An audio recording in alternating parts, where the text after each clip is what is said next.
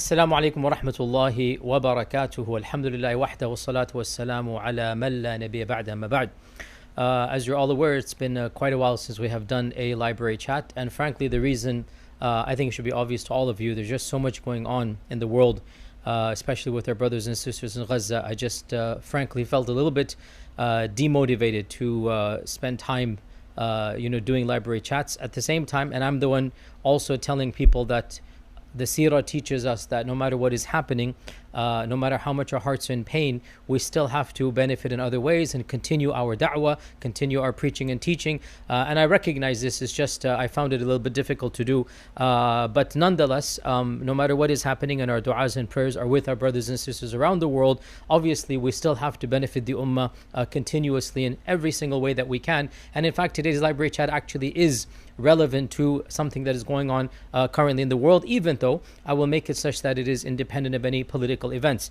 Recently, a certain group of Islam was in the news, known as the Druze, and I got a number of questions and emails from so many people around the world asking, can you explain to us? I have a number of talks I gave about another group called the Alawis or the Nusayris, and so in light of that, I got a number of emails saying, can you explain to us what exactly are the beliefs of the Druze, and who exactly are the Druze, and how we can help understand, just from a historical and theological perspective, the reality of this group. So this library chat will be about the Druze, and of course it goes without saying, this is a talk about a particular sect. Obviously it's meant for information purposes only, so that you understand better what is going on. I am not advocating any type of action, any type of political violence, astaghfirullah, against innocent people, but I want to explain who these people are, where do they come from, and perhaps a little bit of some of their beliefs and their realities. Also, by the way, interesting point here, the Druze, out of all of the groups that have any relationship with Islam, the Druze without a doubt are the most secretive sect in the entire history of the ummah, right after the Alawis. The Alawis or the Nusayris, and they're also confused between the two. So today, inshallah, we're going to address this reality. And the Druze are one primary ethnicity, even though they live in 3 or 4 regions of the world, but they really go back to one group of people, I should say. And so they all go back to a group of people who converted to their theology, their ideology, almost 1,000 years ago. All of the Druze of today are biologically the descendants of the group that converted to the initial teachings, as we will come to today. And they number around 1 million, and they are concentrated in the modern day Lebanon and Syria and Jordan and Israel. So you have pockets in all of these countries, and then of course from these regions there is a diaspora. A few tens of thousands maybe have gone to Europe and to America, and so there are Druze congregations here in America as well, but they are very, very small. Even in the Muslim world, they probably number 1 million to 1.5 million. This is probably their more realistic the demographics. And the Druze are an Arab-speaking ethnicity, and they are an ethno-religious group, i.e. they are one, as we said, ethnic identity, and they are all descendants of the original group, and they are also a branch of Ismaili Shi'ism. Now, are they still Ismaili or not? Well, yes and no. By origin, they're Ismaili. By history, they're Ismaili. However, they are disconnected from the modern Ismaili movements, as we will say. So, the Druze are birthed by the Ismailis of old, but in reality they are now fully independent, and they don't have anything to do with the actual modern Ismailiya movements, as we will discuss today. Now, we will call them the Druze, but you should understand that they identify as muwahhidun, as the people of Tawheed, the people of monotheism, and they have a affiliation with especially the Prophet Shu'aib, and they believe that the Prophet Shu'aib is their ancestor and one of their main spiritual founders. So, in today's brief library chat, and of course this must be brief because there's so much that can be said about this movement. In today's library chat, I want to divide the talk into 4 different parts. Number 1, the history of the Druze up until modernity, very quickly. Number 2, a little bit of their theology and rituals and their how they conduct themselves in their daily lives. Number 3, the main book that they have called Rasailul Hikmah. And then number 4, the differences between the Druze and the Nusayris or the Alawis, so they understand what are these 2 firqas of Islam. So let us begin. The history of the Druze. The Druze, they began in the 11th century CE. 400s of the Hijrah, and they began within the Fatimid Empire, the Fatimid Khilafah. Now, of course, the Fatimid Caliphs, the Fatimid Empire, of course, the Fatimids were the Ismaili branch of Islam. And of course, the Ismaili branch, as you should all be aware, the Ismaili branch, they split from the 12er branch after Ja'far al-Sadiq. Ja'far al-Sadiq had a number of sons. The eldest one was Ismail, and then a younger brother was Musa al-Kadhim. So the 12er Shia, they consider Ismail, they consider Ja'far al-Sadiq to be the 6th Imam, and he passed down to the 7th Imam, Musa al-Kadhim, not Ismail. So that is the 12er branch of Shi'ism. As for the Ismaili branch of Shi'ism, they feel that the imamate passed from Ja'far al-Sadiq down to the elder brother Ismail. Now Ismail died in the lifetime of his father, and he left very small children. So when he died in the lifetime of his father, so then his brother assumed the political and the theological imamate after their father. So the bulk of Shi'ism followed Musa al-Kadhim. However, a small group known as Ismailis broke away, and from them a number of branches came out. In early Islam, there were two branches of Ismaili Shi'ism that are famous, and these are the Fatimids and the Qaramita, or the Karamatians, the Qaramita. The Qaramita were the infamous branch of Islam that attacked the Kaaba, stole the Hajar Aswad, built another Kaaba in Bahrain. They took the Hajar Aswad and they took it to Bahrain to install in that fake Kaaba. They were the ones who massacred the Hujjaj and filled the well of Zamzam with the bodies of the Hujjaj. And I have talked about this story in a number of lectures I have given. The Qaramita were not the same as the Fatimid dynasty theologically and ritualistically, but they were also from the same branch of Ismailism, even though they were very different from Fatimid Islam. And the Qaramita do not have any remnants left in modern Islam. The Qaramita had their mini dynasty, they had their mini kingdoms, and in fact they have not left a single trace. In fact, it is very difficult to even find any treaties left from the Qaramita. So the Qaramita, we know about them historically. We kind of sort of know a little bit of what they believe by what their enemies have said, but they themselves, they did not leave a heritage by and large, even though I have been told that there are some physical remnants of their kingdom in that region of Bahrain. So the Qaramita are basically completely gone. Now, the Fatimids, of course, established their dynasty. They began in North Africa, they began in Tunisia, in Mahdiya, they made their way all the way through Algeria, and then they conquered Egypt, and then they established Al-Qahira. Al-Qahira was established by the Fatimids, and they built Al-Azhar University. Now, because the Fatimids were a mighty empire, and they ruled for 200-300 years until Salah ad-Din Ayyubi brought about the end of the Fatimid dynasty, because the Fatimids established an actual dynasty and ruled an entire kingdom, obviously they were able to do much more. And from the Fatimids branched out a number of Ismaili sects or firqas, 3 of which we still have to this day. So the Fatimids split into many different sub-branches of Ismailism, and we still have all, well, to this day we have 3 of them. The first of these are the Nizaris. And the Nizaris are also called the Aga Khanis. And this is the only branch of Shi'ism in which the Imam is still recognizable and living amongst them. And so this is the Nizari or the Aga Khani branch of the Fatimids. The second is the Buhra. And the Buhra do not have a living, they do not have a visible Imam, and they have a representative of the Imam whom they call a Da'i al-Mutlaq. And then the third branch that broke away from the Fatimids were the Druze. So the Nizaris or the Aga Khanis, the Buhra, and the Druze. These are the 3 branches that broke away from the Fatimid dynasty branch of Ismaili Shi'ism. And these are the 3 that have some relationship with Ismailism. Of the 3, the Nizaris and the Buhra call themselves Ismaili.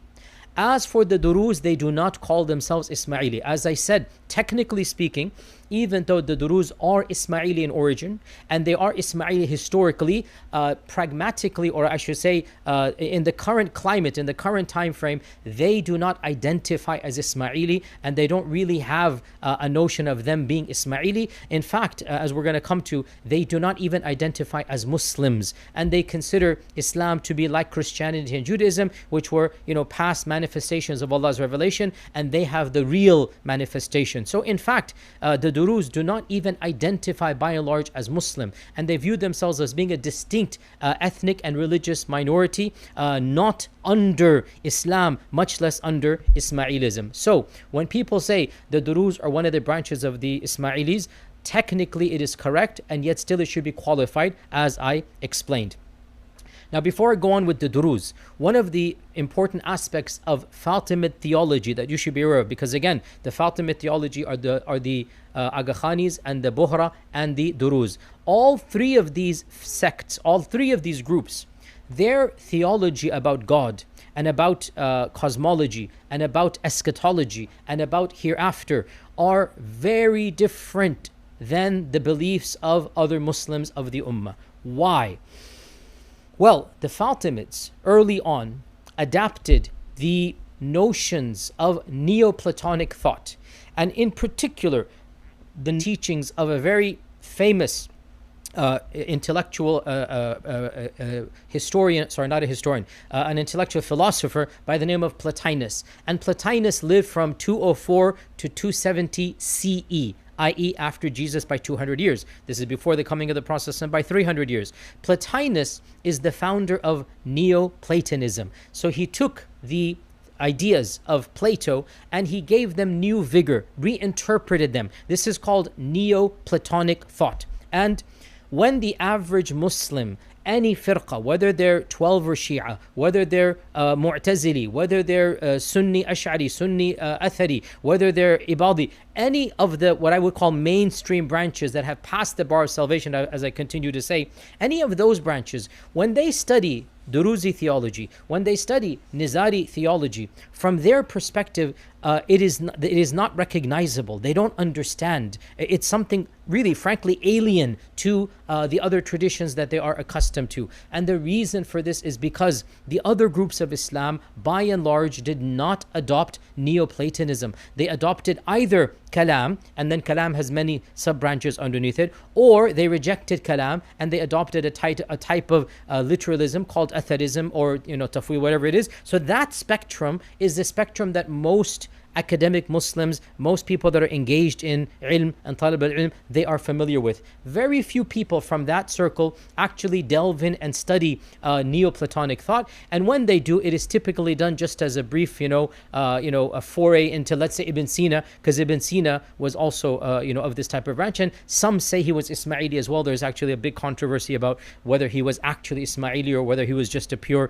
up and through Neoplatonist without necessarily being Ismaili, but without a doubt, Ibn Sina's thoughts resonated more with the Ismailis than they would his theology than it would with Sunnism. So who was Plotinus and what was his theology? That is a very interesting talk. We don't have time to go into today, but very quickly, Neoplatonism articulated a profoundly spiritual / metaphysical system, and they have this notion of God being the one, capital O, the one. And by the one, they literally mean the concept of oneness, the absolute ideal of one, that the transcendence of existence. And so for Plotinus, God, or the one, is beyond even being. This is Plotinus. He is beyond being. Forget, he's not even existence, he's beyond existence. His existence is not like our existence. And he is in fact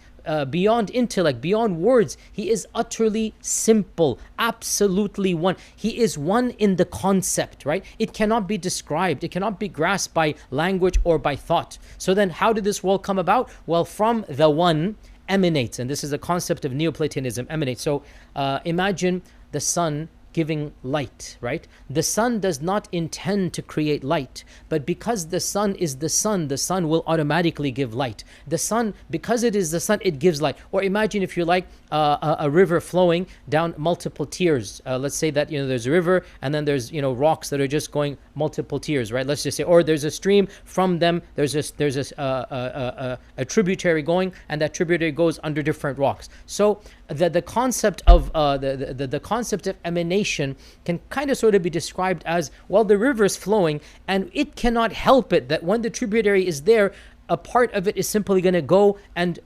automatically be emanated or be found in a different way, and from them another tributary, from them another tributary. This is I'm being very simplistic, but this is the concept of emanation. So from the one automatically an emanation occurred. That emanation is the first creation, and that first creation is called the aql. And from the aql then comes the next creation, which is the forms. From the nous comes the souls, and so on and forth until you get to the material world. And of course, this is the whole point, is that there is a whole series of emanations, and each strand of Neoplatonic thought had a different number and a different labeling of these and a different conception of this cosmology. But in the end of the day, all you need to understand is that the God of the Neoplatonists is not quite the God of the people who believe in an active God that is aware, that is involved in your life. It's a different type of God. It's a God more that is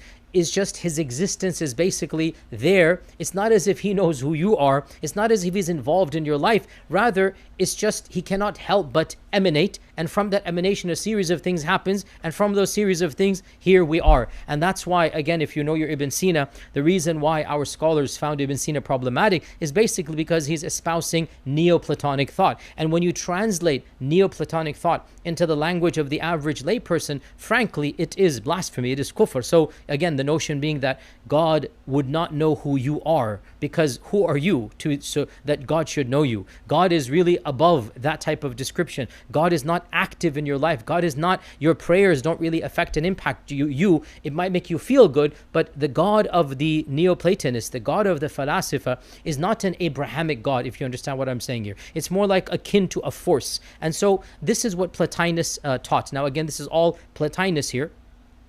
The ideas of Plotinus were translated into Arabic in this time frame, in the 2nd and 3rd century of the Hijrah, i.e. around 1000 CE, and the Fatimid courts adopted those teachings, and they took philosophers such as Al-Kirmani and others, and these philosophers were the court philosophers, and these philosophers were the ones who wrote the Ismaili treatises that are studied to this day. If you want to study Nizari thought, if you want to study any Ismaili thought, you will go back to writings that were composed primarily in the time of the Fatimids, and they are directly tapping into Neoplatonic thought. So once you understand this, now you have to understand this is where Druze ideology is coming from. Druze ideology is not tapping into the Abrahamic notion of God. Rather, it's tapping into the Plotinus notion of the one, the one creates the aql, the way, because that's a big no-no for them. No, there is no actual creation. There is no a desire to create. There is no kun fayakun. No, it's an emanation. It just happens because that is what God is. And from those emanations, a series of emanations occurs, because even the aql does not actually create. It also emanates until finally there's a trickling down, until finally the very final emanation is the world as we know it. Along the way, one of the emanations are the souls of mankind, and so the souls of mankind do have a higher, if you like, hierarchy in the divine scale of things, as we will come back to. So with that prelude, let's get back to the Fatimid Empire.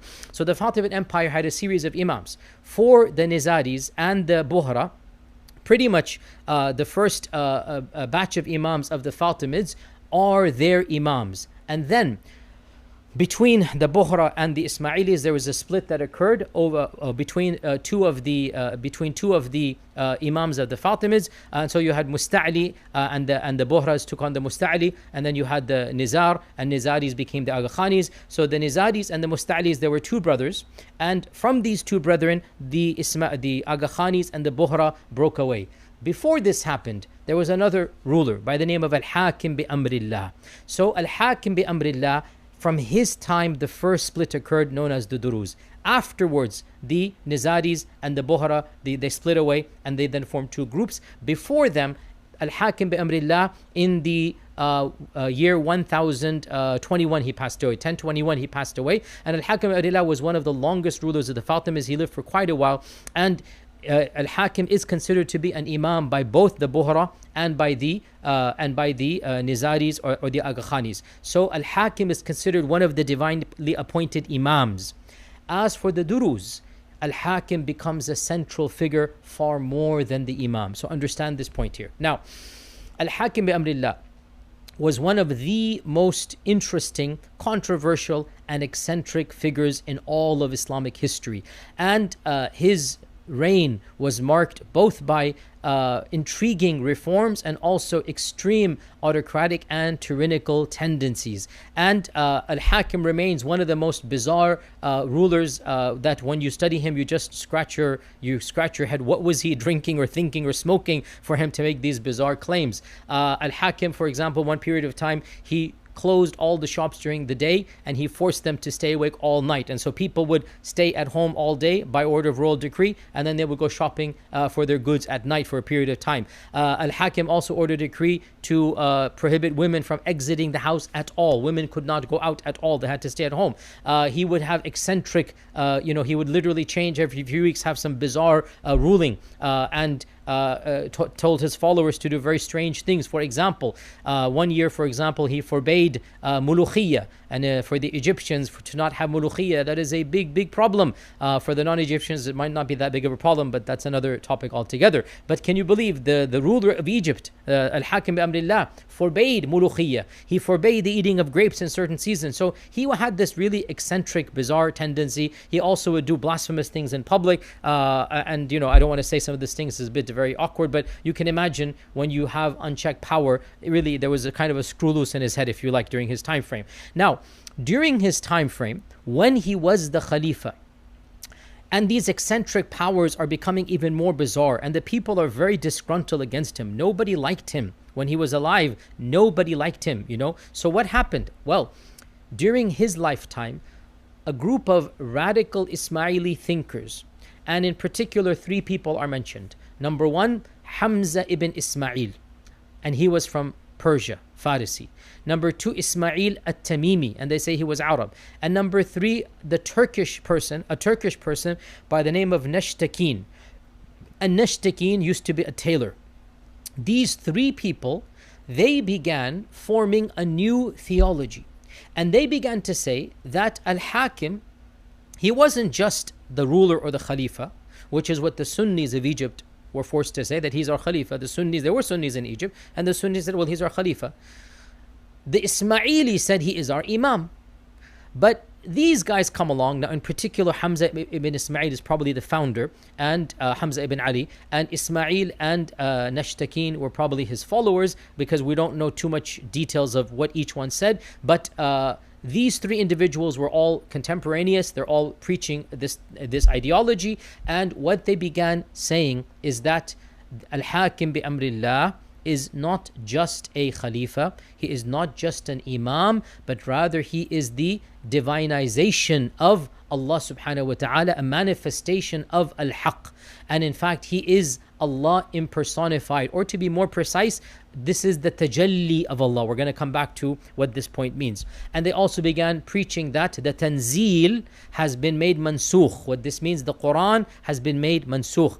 And as their call began to grow, they began sending du'at in other places as well, so that people start believing that Al-Hakim is Allah's manifestation on earth, and Sharia no longer has to be followed here. Now, the Ismailis of this time frame, a lot of people don't understand this point. The Ismailis of this time frame were not like the Nizaris of today. The Ismailis in the time of the Fatimids, they fasted Ramadan, they prayed Salah, and they had the rituals of Islam. The Qaramita, the non-Ismaili Fatimids, they are the ones who abolished the Sharia, and they had no Sharia, they had no halal and haram. The Fatimids, by and large, did have a version of fiqh and a version of rituals that we would recognize as non-Ismaili Muslims. We are Muslims of a Sunni background. We would recognize the Salah and the Adhan and the Siyam, just like the Buhra of today. We recognize that they pray and they fast and they have rituals that are recognizable to us. Their women wear the veil, they cover. This is how the Fatimids were. However, both the Nizari, the Aghanis later on, and the Druze at this time, they broke away from this version and they embraced what the Qaramita had done, which is an abolishment of the Sharia. That the Sharia no longer has to be applied because it has now been abrogated, and we can metaphorically interpret everything in the Quran via what they called ta'wil. So what they said was that the Quran has a zahir and a batin. And the zahir, this is what the literalists of the Sunnis, of the ritualists understand, and we know the batin, we know the haqiqah. And because we know the haqiqah, we do not have to pray the way these people pray. We do not have to fast the way these people fast. And so this group of the core founders of the movement, they began preaching this ideology. Now, note here, Al-Hakim was still alive. Al-Hakim was still alive when this is going on. And it appears that the most effective preacher was Nashtakin, the Turkish guy. Nashtakin, who was a tailor. And being a tailor, in that language, it was called Ad-Darazi. Ad-Darazi. And if you speak Urdu or Persian, you understand Ad-Darzi. Ad-Darazi. This is what he was called, Nashtakin Ad-Darazi. And because Nashtakin was the most effective in converting people, the other people began referring to the converts of this movement as the followers of the tailor, Ad-Daraziyin or Ad-Daraziyun. The followers of the tailor, these are Ad-Daraziyun. And from Ad-Daraziyun, we get the phrase the Druze. The Druze comes from Ad-Daraziyun. And of course, Nashtakin was not even the founder, but it appears he was the most effective preacher of the movement. Now, these three people, they would preach in Cairo in various masajid. And their main leader, Hamza, actually took over one of the masjids outside of Qahira, which would be the base of the Darazi or the Druzi. I'm calling it now Druzi, even though Hamza himself never called the Druzi. Understand this point here? They called themselves people of Tawheed and Muwahidun. So they had a masjid outside of Qahira that became their base.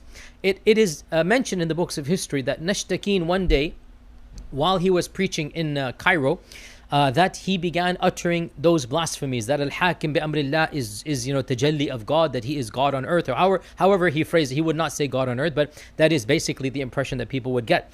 And so he was attacked by the crowds for being blasphemous, and he had to flee to the palace for protection. And the mobs then went to the masjid where Hamza was preaching, and they surrounded the masjid. And Hamza issued a plea to the Khalifa to come and save and help him. And so Hamza was also brought to the palace. And so these individuals who were preaching this bizarre theology were sheltered directly by Al-Hakim bi Amrillah in his palace.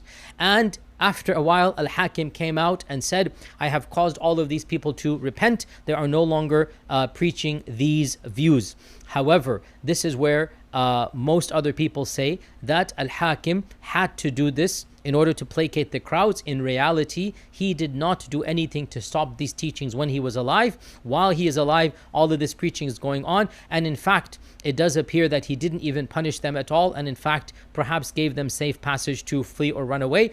We don't even know what happened to Nashtakin and where he went. But it does not appear that Al-Hakim was serious in shutting down this type of bizarre theology about him. Shortly after this, Al-Hakim bi Amrillah mysteriously disappears. Believe it or not, he literally was on a donkey, and in the middle of the night he told his guards, let him be, do not follow him. So he walked out of the palace, he walked out of the city of Cairo, or he trotted on his donkey, and he was never seen again. To this day, nobody knows what happened to him. Did he want to disappear? Did somebody chance upon him and say, oh my God, this is the crazy guy, let's just get rid of him? Whatever it was, he was never seen again. And so with the end of Al-Hakim bi Amrillah, the ideologies of the Druze were then banned in Qahira.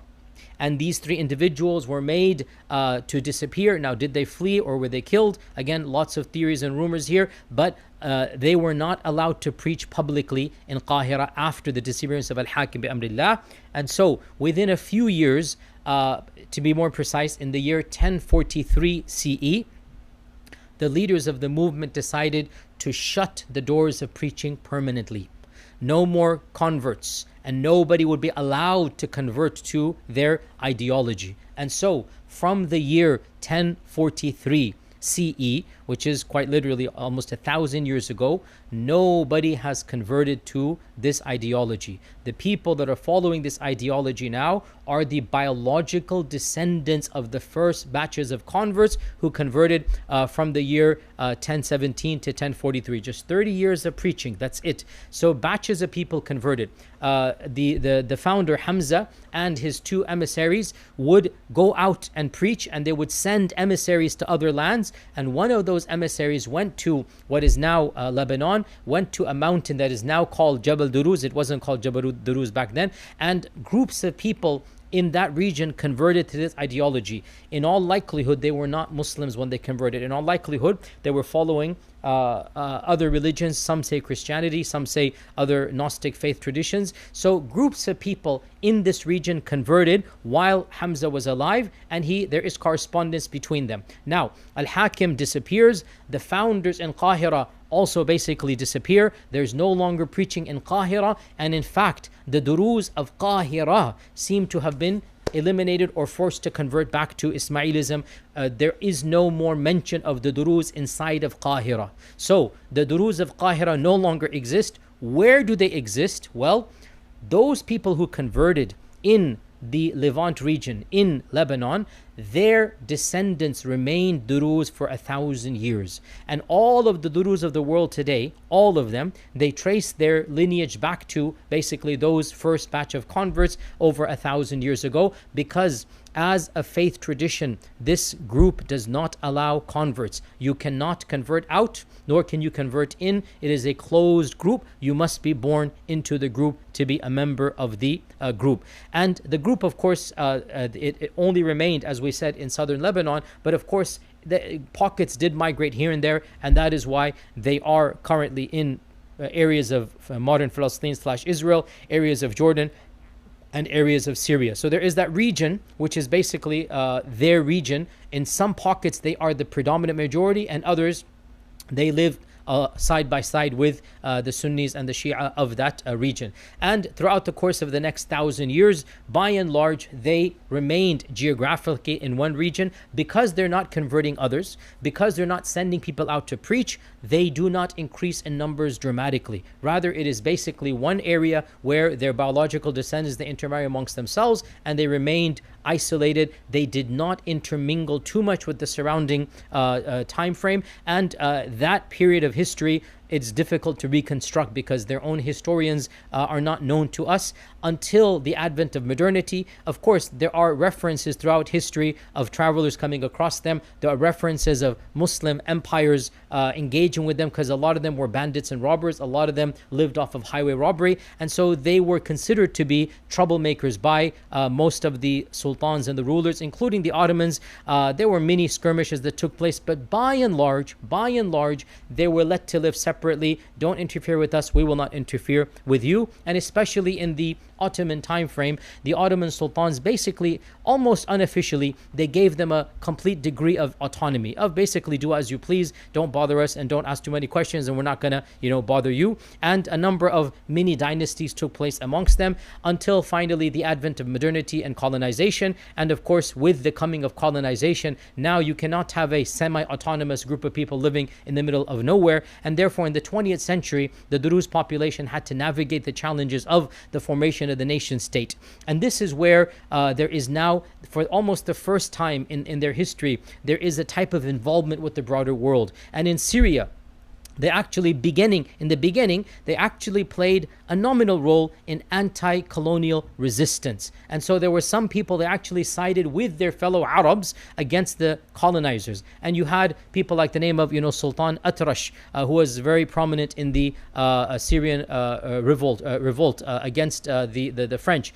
And perhaps the most famous leader of the Druze, and this is a name that I know my English-speaking audience would not really have heard of that much, but he is a household name amongst the intellectuals of the Arabs. The Arabs know this name, and they've heard of him. 100 years ago, he was an actual household name amongst the Arabs. These days, only the historians and the people who read have heard his name. But 100 years ago, he was a legendary man amongst all of the Arabs, Sunni and non-Sunni, and his name is Shakib Arsalan. Shakib Arsalan, who died 1946. And Shakib Arsalan was a very prominent intellectual of the Druze, an Arab nationalist and a political thinker from Lebanon.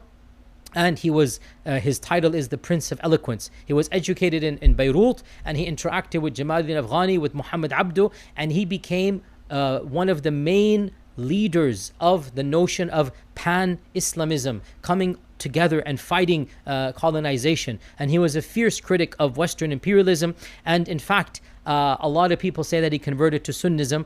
Without a doubt, towards the end of his life, he began to pray, he began to fast. So we hope, inshallah ta'ala, that he converted Sunni, even though technically he never formally announced anything. He was born into a Druze family, and he, never seemed to have disassociated. Everybody knew he was Druze. And at the time, in the 1940s and 30s, I mean, when you're fighting the French and whatnot, all of the Arabs were basically coming together to fight against the colonizers. And so Shakib Arsalan became one of the most famous ambassadors of this pan-Islamism movement. He would travel across Europe. He wrote many treatises. One of the most famous ones is called Our Decline, Its Causes and Remedies. And he was a journalist, he was an intellectual, he was a historian, he was a thinker. He really was a mover and shaker. Just Google him and you will find a lot of stuff about him and his legacy. And he inspired tens of thousands of people. So this is a person that probably is the most famous Druze pre-modernity. Of course, during the last 50 years, a number of famous Druze have also participated in the public sphere. The Jumbulat family, Walid Jumbulat and Walid Kamal Jumbulat, his father, they were central in Lebanon civil wars. Everybody knows them. Now, when the State of Israel was founded,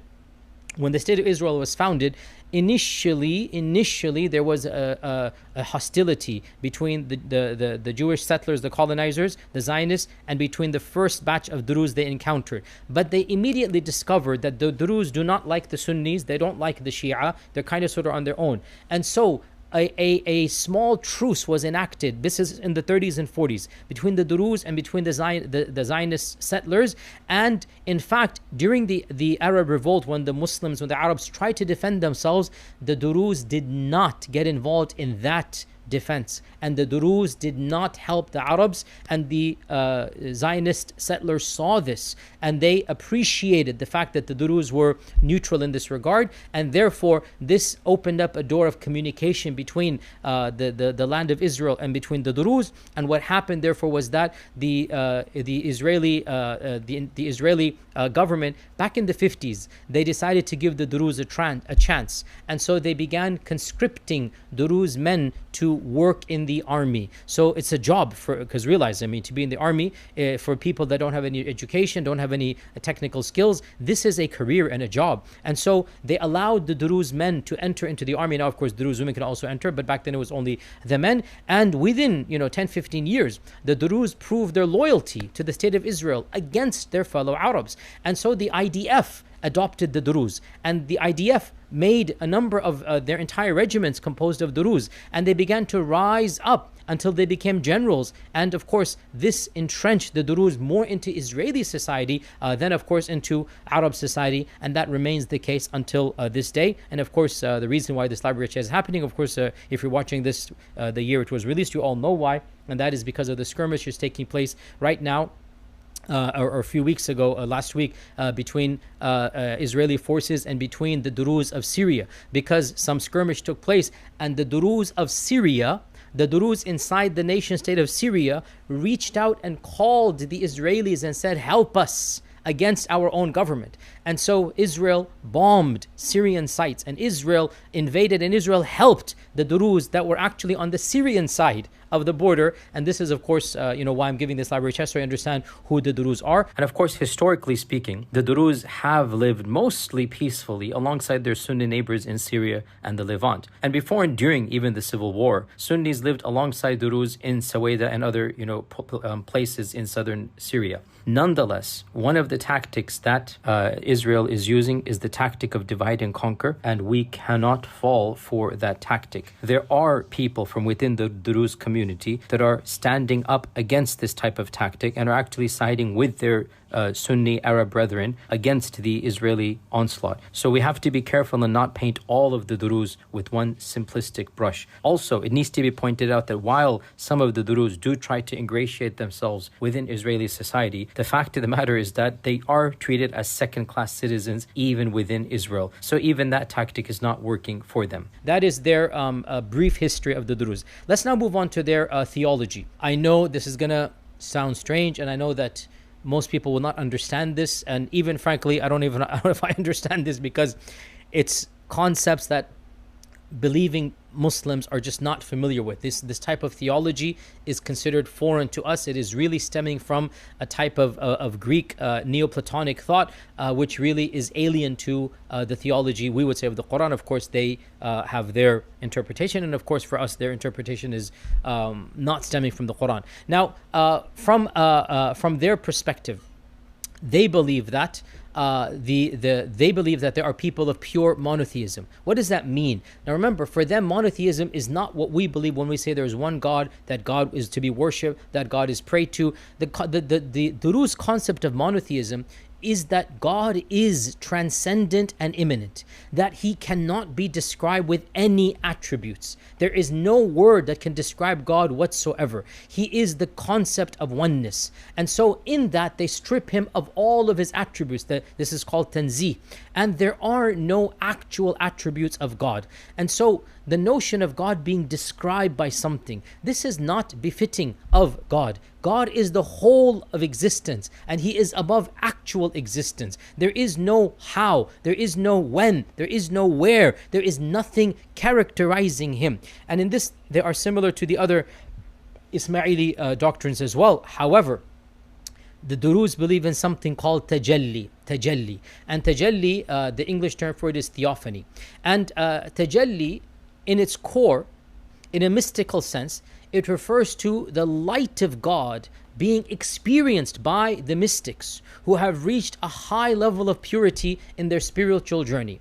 So, God is perceived as the lahut, the divine, that is manifested in the station, the maqam of the nasut, of the material realm. And the nasut does not become the lahut. So, to give a metaphor here, what a number of Druze say, and Hamza actually writes this in his treatise, is like when you see yourself in the mirror is not you, and yet you are in there. So you are not the mirror, and yet the mirror captures you. So in this, they say, Al-Hakim was that vehicle. Al-Hakim was that entity, that God tajalla. God basically manifested himself. And technically, they would say that the persona of Hakim is not God.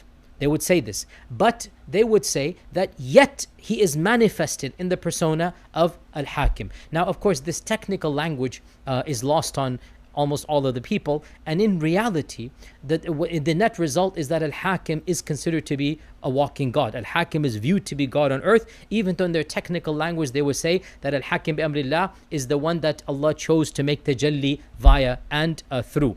And they believe that Al-Hakim was the final manifestation. There were previous manifestations before this, but Al-Hakim was the final manifestation, and that in the end of times, Al-Hakim will return back to this earth, and that will then be the final end of this earth. The Druze also have a very bizarre belief for us as Muslims of reincarnation. And reincarnation is a principle of Druze theology. According to them, the souls do not go back to another world. Rather, the souls come back to this world in another body. There is a human soul transferring to another human body. And they believe that the soul of a human can only go to another human. So the reincarnation of the Druze is not like the Buddhists or not like the Hindus. Rather, they believe that the soul of a human only comes back in the body of another human being. And they believe that the cycle of rebirth continues. And the only way to escape is through these successive reincarnations, is when the soul is finally united with the aql, with the cosmic mind, and this achieved ultimate happiness. Now, by the way, if you're seeing a little bit of Buddhism, a little bit of the concept of Hinduism here, of moksha, if you see a little bit of the Gnostic theology here, the reason being all of these ideologies, they go back to Plotinus. All of these ideologies, they are impacted by Plotinus. And so there is this notion of eventually breaking free of the cycle, and when you break free of the cycle, when you rise higher and higher as you keep on coming back to this earth, you live a righteous life as a Druze, you will come back as a better Druze. You live a righteous life, you will come back as a clerk, as a cleric of the Druze. We'll come to the clerics here, and then eventually you will reach the ultimate state. And that when you reach that state, that is Jannah on earth. In other words, there is no actual heaven and hell the way we believe it as Muslims. No, heaven and hell are states of the mind. According to the Druze, heaven and hell are when you either break away from the cycle or you are permanently cast outside of the cycle because of your bad and sinful life. This is what heaven and hell are. So these are some of the theologies of the Druze. Also, when it comes to rituals, the Druze do not have the regular prayers whatsoever. In fact, they do not have any prayer. They do not have any formal sajda. They do not have any recitation of the Quran. They do not have any fasting whatsoever. They do not have any visiting of Mecca and Medina. This is not at all a part of their terminology, of their rituals. Rather, what they do have is a sanctuary called the Khalwa. They don't call it a masjid. And the Khalwa is visited not on Friday morning, but on Thursday night. The Khalwa is visited on Thursday night. And in that Khalwa, certain rituals and certain chants are done. And this constitutes their actions of worship. And also, one of the main aspects of worship that they do is the visitation of the graves of the people whom they consider to be their founders or their icons, historic graves. And in particular, a grave that they consider to be the grave of Shu'aib alayhi salam. It is not the grave of Shu'aib, and this grave is located in the current country of Israel. And so for them, the holiest of holy places is in fact inside the land of Israel, and they have a pilgrimage that they do to those graves. So for them, for the Druze, there is no recognized rituals the way that we understand. And frankly, venerating the grave and visiting the grave is how the average Druze will do any type of worship. And when they visit the grave, they essentially invoke and pray the person in the grave, because for them this person is a type of manifestation of the divine. So there is no actual reading of the Quran. There is no understanding of the teachings of the Quran. There is no ritual that we do, because for them all of this is ta'wil. We make a Ismaili reinterpretation of what the Quran actually says. Some of the scholars have derived, some of the researchers of the Druze have derived 7 principles that are taught by the Druze, and we'll go over them quickly. Number 1, being truthful in your speech and always speaking the truth with your tongue. Number 2, helping your brethren in faith, helping the Druze in all that they need to do. Number 3, renunciating all other forms of worship and beliefs, rejecting all other religions. Number 4, repudiation of all evil and the devil, and this is called tughyan, so whatever they, just getting rid of all evil. Number 5, belief in Allah's unity, and again we explain what unity is. Number 6, subservience to the commands of Allah, and here they mean subservience to the commands of Al-Hakim, obviously over here. And number 7, absolute submission to the divine will in both secret and in public. So these are 7 precepts that the Druze believe in. They can be summarized basically in being a part of your society and following orders within society and believing in this abstract concept of monotheism. This is really what Druze is all about. Now the Druze also are taught another notion which is well known to all of us, and that is taqiyya. And taqiyya is a developed doctrine by the Shia. The Sunnis don't really have this notion the way that the Shia do, and the 12 verse by and large have pretty much abandoned it in our times, but the Druze still maintain it, and the Druze actively preach it. And so they are taught that they are not allowed to preach their theology to other people. And in fact, now we get to one of the most interesting things about the Druze that hardly any other group has, and that is the following. The Druze are not taught their own faith or theology until the age of 40. This is one of the most bizarre realities about the Druze. If you meet any person from this background under the age of 40, it doesn't matter who they are, they themselves have never been taught. There is no Sunday school. They don't go to the khalawat. They don't go to the temple of worship. Under 40, you are simply a member of their society. You have nothing to do with their books, their theology. You are not taught anything, and you are of the juhal. This is the term they call themselves. This is not me calling them. You are of the juhal. Once you get to the age of 40, then the elders will vet you. And a small group, some have said 15-20%, 1 out of 5, a small group, not the default, will then be chosen.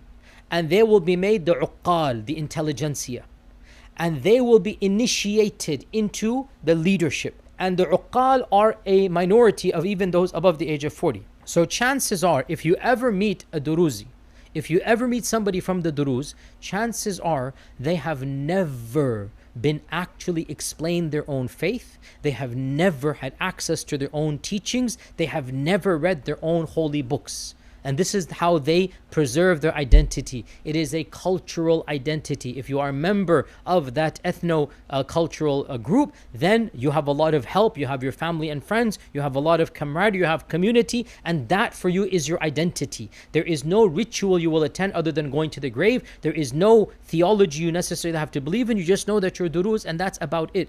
When you get to the age of 40, 1 out of 4 or 5 or 1 out of 6 are then going to be chosen. And those 1 out of 5 will then be taught their teachings in secret. They must take an oath, and that oath is to never reveal that secret under penalty of death, and never to talk to other people about the reality of the Druze faith tradition. So that is why I would say, and everybody agrees with this, nothing, this is well known, the Druze really are the most secretive sect of the entire people who have come from Islam. No group is more secretive than them, and to this day minimal research has been done about the Druze. You go look it up yourselves. There's only 2 or 3 books in the English language that have been written. There's not deep analysis, quite rather superficial, and that's for multiple reasons. Of them, it's very difficult to have access to their writings and materials.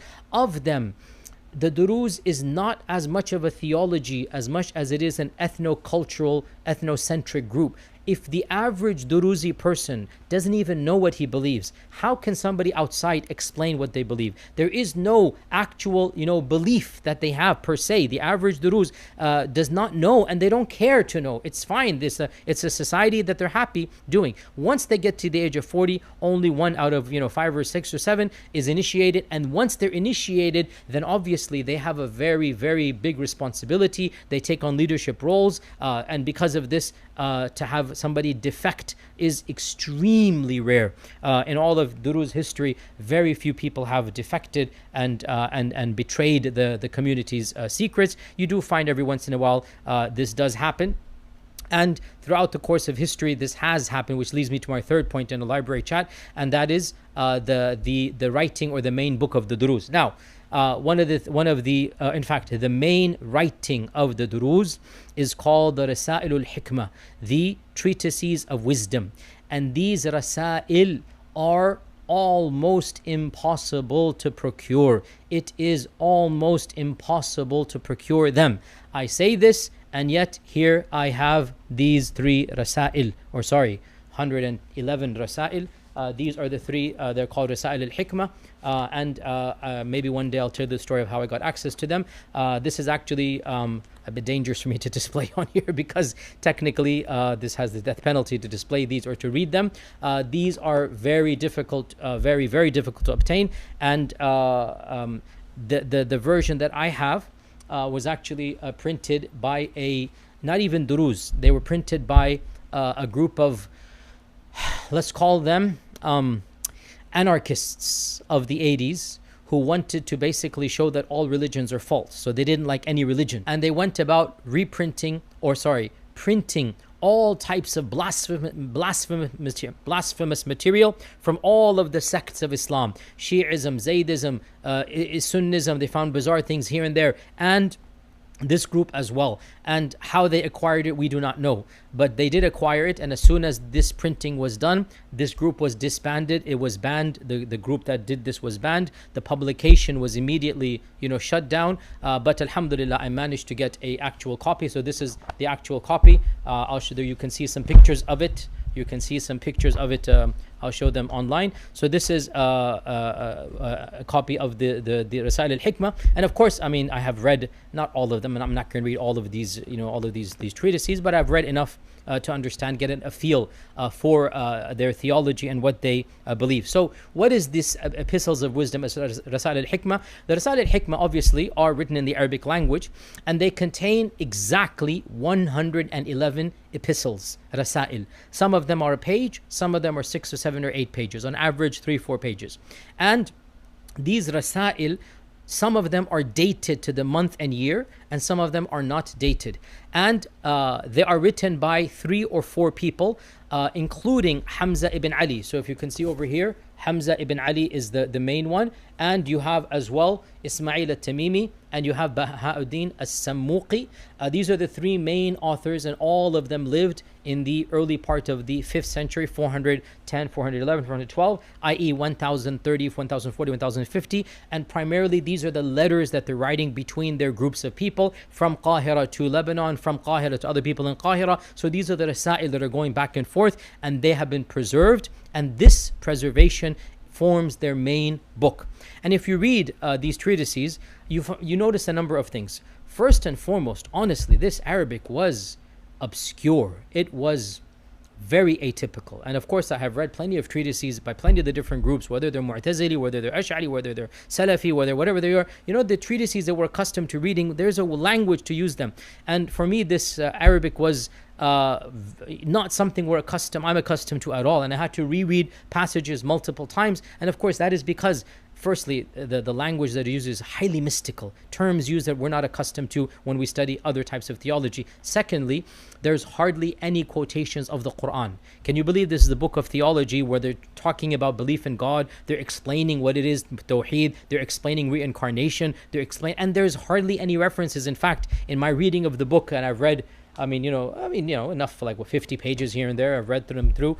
I could not find a single verse quoted beginning to end. Yes, you do find phrases of the Quran that you would expect any educated Arab at the time to know, but you don't really find like an entire quotation per se. I mean, I'm sure there might be 1 or 2 in the whole treatise, but I didn't just, in my perusal, I didn't just say, and Allah says this, and of course ask for the name of the Prophet Muhammad sallallahu alaihi wasallam. In my reading, I never saw this even once. There might be some mention of him somewhere, but I have not come across his name even once in these treatises that I have read. And these treatises, as I said, they were written between 410 to maybe 450 Hijrah or 445 Hijrah. So that's basically around 1000, 1000 CE to 1050 CE, around this time frame. And these treatises are considered to be what are taught by the uqal once you are initiated into the higher level. Once you're initiated into the higher level, and it is these treatises there are some manuscripts of them partially in the Princeton Library here in America that were discovered by a traveler in 1860 something, if I'm not mistaken. There's also a Lebanese emissary that visited, I think, King Louis in France in 17 something, and he gifted him a whole bunch of exotic things. And so of the things he gifted King Louis was an original partial manuscript of Rasail al-Hikmah. And so to this day in the Bibliothèque of Paris there is a partial copy of this book. What I have is the entire book, alhamdulillah. All 111 treatises are here, but again, this is not to make it difficult, but it is, if you try to get it, you will see for yourself that it is not something that is easy to do. And maybe one day if I have time, I'll try to read more of this. But to be brutally honest, I am not that enthused to go over and reading all of these pages, because again, these are divided into 6 volumes. And the print is relatively small. 6 volumes and 111 treatises, and each one of them, sometimes the author is unknown, sometimes the date is unknown, sometimes both are unknown, and sometimes both are known. It'll say from Hamza so-and-so to another person so-and-so in the year so-and-so. You asked me about this question, let me explain to you. So let me give you one example, okay? So in this one, which one is this chapter, or the 5th volume, in page 596, you have الرسالة في ذكر المعاد. I was just going over this and I saw this one here. الرسالة في ذكر المعاد. Okay, so a treatise regarding the Ma'ad, which is the day of judgment, the coming back. And he says here a refutation of those who have committed ilhad, have committed atheism or rejection of the faith. And he begins by saying, حروف بسم الله الرحمن الرحيم حدود قائم الدين الحمد لله الذي جعل لأولياء الدين الفلج والغلب وجعل دائرة السوء على من نكس على عقبيه وانقلب وأوجب اللعن والخزي على من خالف الأمر وعن الحق نكب. And on he keeps on going. So and then he says وصلى الله على, upon whom, على الاسم القائم الهادي الإمام. Right? So Allah salatu and salam be upon the Imam, and on, and then he goes, أما بعد. So you mentioned to me that in Cairo, somebody from the shuyukh of the deen came along, and he called all of you to believe in something that was blasphemy, and he made this beautiful to your eyes, and he tried to misguide you, and he said to you that once death occurs, then the body shall go to another realm and shall not return to this world, i.e., there's a day of judgment, right? And he mentioned to you that this happens in dreams, and so it's going to happen in the hereafter as well. And so he goes, I am going to refute this claim. So what's he saying here? He is saying a Sunni Shaykh came to you guys, and a Sunni Shaykh claimed that there is a day of judgment, and claimed that the ruh will return to Allah Azza wa Jal and not come back to this world. And so this is a treatise that is meant to refute the Sunni claim of Qiyamah, right? So then he says over here that I don't want to read all of it here, but the argument is actually interesting. It's interesting. Obviously it's kufr argument. There's no question about that. But where does this here? So he said that, don't you see that people have different strengths and different livelihoods and different lives? Don't you see that this is beyond their control? How would it be fair for somebody to have certain lifestyle and another lifestyle when it's not due to their control? Rather, aql, intellect, demands that this is something they must have done to earn or deserve this, right? So, and he goes on and on. So it's very interesting here. There's not a single verse of the Quran mentioned in this whole. I read this treatise. I read cover to cover. This particular Risala here, number, what number is it? Number 70, I think, right? Risala to, yeah, 70. Al-Risalatu fi Dhikr al-Ma'ad. So this treatise, he doesn't really have any verses of the Quran at all, not a single verse of the Quran. And he basically says that if you look at the world around you, you find that some people are rich and some people are poor. Some people are born wealthy, some people are born with talents, some people are born without talents. He said, the aql tells you this isn't fair. The only way it would be fair is if they did something themselves in a previous life that then allowed them to come and then occupy this particular level and status. And he goes on. And so he's proving basically in reincarnation. So Hamza ibn Ali, this is a risala from Hamza ibn Ali. Hamza ibn Ali is quite literally saying there is no qiyamah, there is no heaven and hell, there is no ba'th, rather there is reincarnation. And this is a standard point of Druze theology. Now, with this theology, obviously, it is self-evident to us as people who believe in the kalima that this group really cannot be considered to be within the ummah at all. There is no udhr bil jahl, there is no ignorance that's taking place here, because there is no Islam such that we excuse them for udhr bil jahl. There is no divine being named Allah in their theology. There is no risala of the Prophet ﷺ that they are affirming constantly. There is no ritual, there is no Quran, there is no identification with Islam. That's the point. They don't even call themselves Muslim. If you were to ask them, they will say we are Muslim, Jewish, Christian, and we are Druze, we are Muwahhidun, right? So for them, Islam is like Christianity and Judaism, previous faiths that Allah has revealed, and they have a higher version that they called, the ilm of Tawheed, or we are the people of Tawheed, or some, Amma among them will call themselves Druze as well. And this is because of this, because of this obvious disconnect from our tradition. There has never really been a serious controversy within the ummah that this group cannot be identified as Muslim. And I'm just being academic here. I'm not talking about any type of what is the ruling in terms of violence, whatnot. I'm not preaching anything like this. I'm simply saying we as Muslims have the right to define what is a Muslim. And for us, a Muslim is somebody who believes in Allah and who believes that the Prophet Muhammad ﷺ is a messenger whom we must follow in order to worship Allah. We believe in a divine, and we believe in a human being that taught us how to worship that divine. That is the bare minimum of salvation. If you do not believe in Allah, and or you do not believe in the Prophet Muhammad ﷺ being the prophet whom Allah sent for us to learn from and to take as a role model, there is no Islam. There's no question there. So while I am somebody who, if you listen to my lectures, I'm somebody who says the bar of salvation is relatively low compared to what various sects, want to make it. And for me, the bar of salvation is, as I said, you believe in Allah, you believe in the Prophet ﷺ as being the final prophet, you believe in an akhirah and heaven and hell, the basic teachings of Islam. That is, and you live an ethical life. You want to worship Allah based upon the sunnah of the messenger of Allah, and you want Allah to reward you on the day of judgment. That's basically, as long as, in a nutshell, that's basically what is the bar of salvation. So So if you have this bar, by and large, you alhamdulillah, you're Muslim. These guys have none of that. There is no Allah.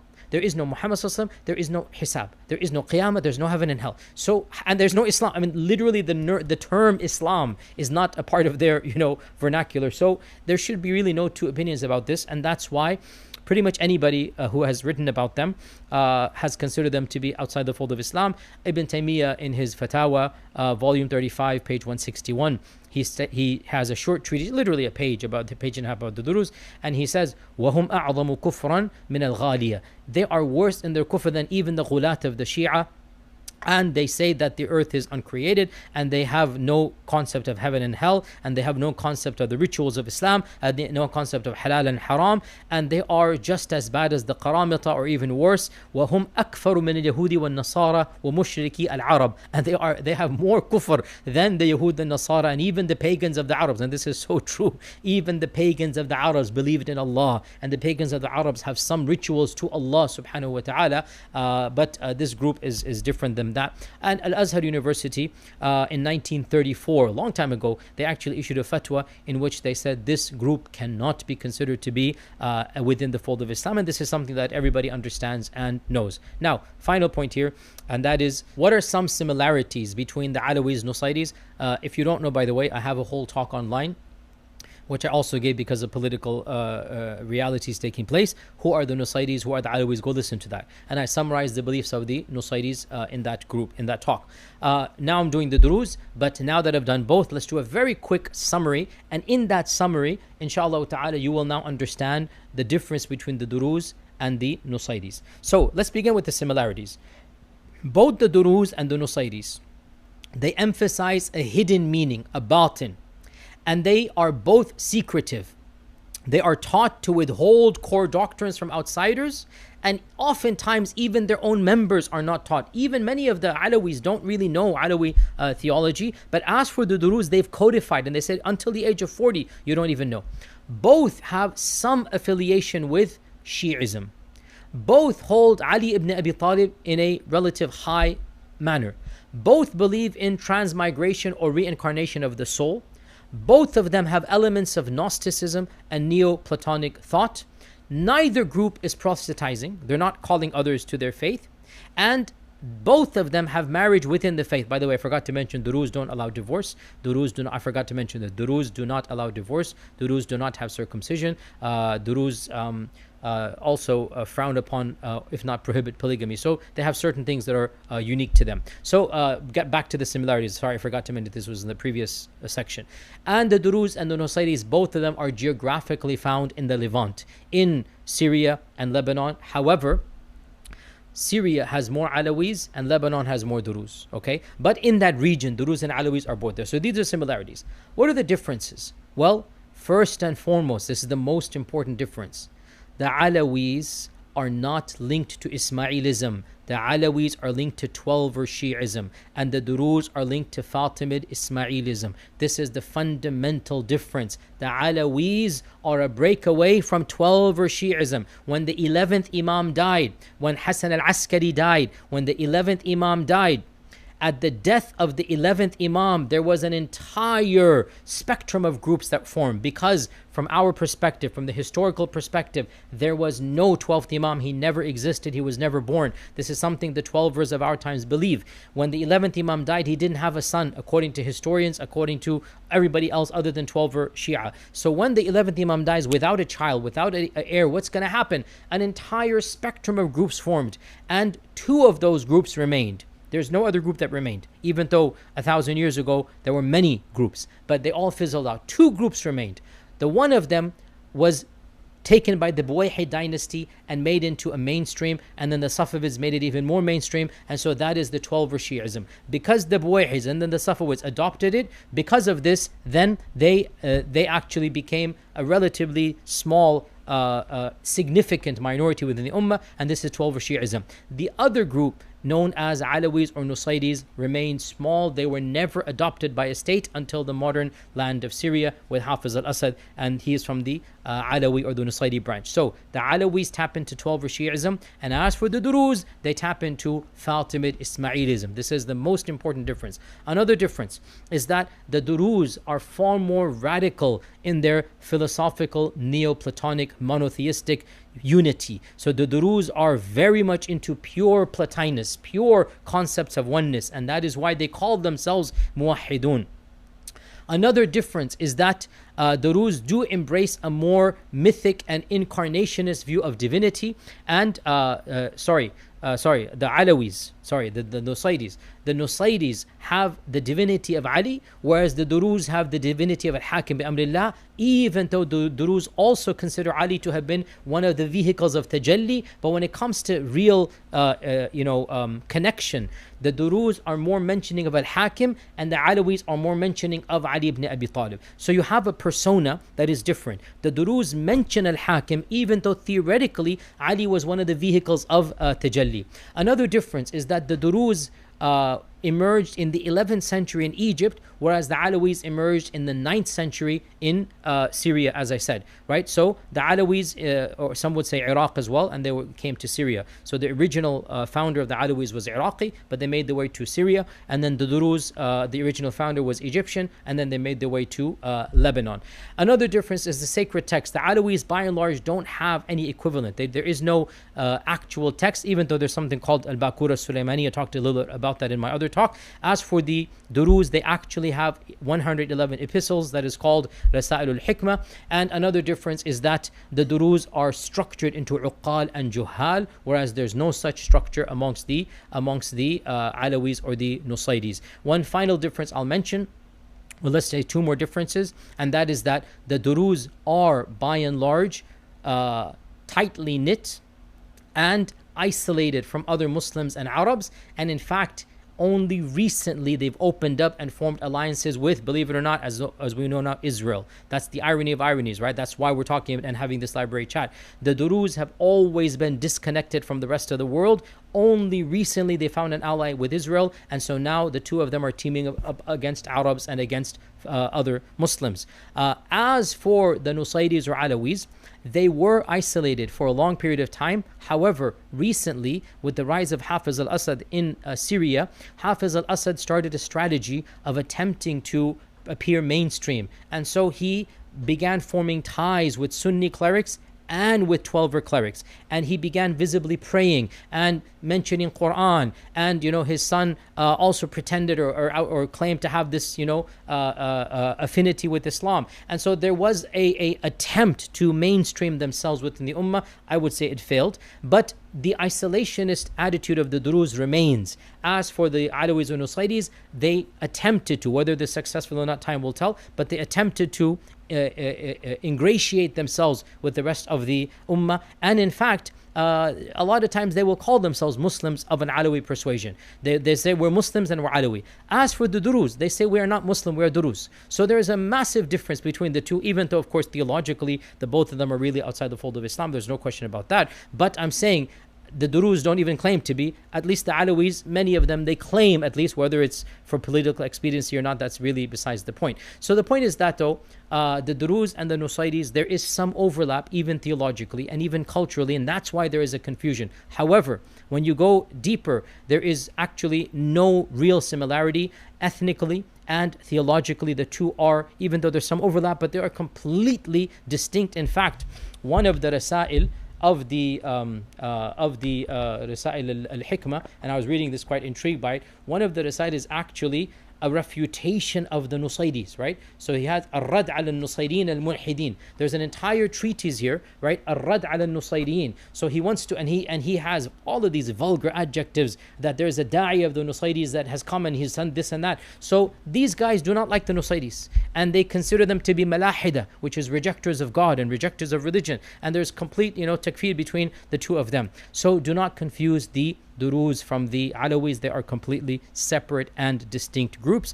And to conclude, therefore, the Druze are an offshoot, a breakaway of Ismaili Islam who no longer identify as Muslims. Their theology has little to do with the theology of the Quran, and that is why they do not even quote the Quran. They do not believe in Allah the way that we believe in Him. They believe that the divine or the one manifested Himself in various figures, and the final figure and the most perfect manifestation was via the Fatimid Khalifa al-Hakim bi-Amrillah. And with that manifestation, the teachings of the Quran cease to be active. They no longer apply. And because they no longer apply, they're not really, the Quran to them is just like the Bible in the Old Testament and the New Testament. You can look to it for, some wisdoms and reference, but it is not binding on you. And they clearly rejected a heaven and hell that is an actual heaven and hell. They rejected resurrection, and they believe in the transmigration of the soul. They believe in tanasukh al-arwah, where if you do good, you will rise up, and then next life you become one of the uqad. If you do even higher, you rise up even higher, until finally you will finally understand the truth. And when you understand the truth, your soul will be reunited with the one, and in that reunion, that is heaven. That is a state of the mind. That is heaven, and that is the ultimate goal. If that doesn't happen, the other alternative is you wait for the return of Al-Hakim bi-Amrillah, and when Al-Hakim bi-Amrillah comes back and you are of the righteous Druze, then that will be your heaven, because you will actually have seen the tajalli of God, and so that will be another manifestation of heaven for you. And obviously from our perspective, they have nothing to do with the religion of Islam, and they are one of the groups that we can categorically state, and as I said, from my perspective, these are very few groups that we say this about, the Druze and the Nusayris and the followers of the Qadian person. These are the types of people we say, uncategorically we say that there's no question that these people are outside the fold of Islam, and they have no relationship with the deen of Allah subhanahu wa ta'ala, and this is why when the Ummah has rejected them and the modern nation state of Israel has adopted them, this is why there's such a strong political affinity, and this is why the Druze have been given power in Israel, and they like to have those relationships and call upon them against their against their fellow Arabs, because they're still Arab. They speak Arabic, they identify as Arabs, but their loyalties are not with the Arabs or with the Muslim Ummah. And I hope that that was of some benefit about the reality of the Druze. And with this we come to the conclusion of this library chat. Wa jazakumullahu khairan. Wassalamu alaikum wa rahmatullahi wa barakatuh.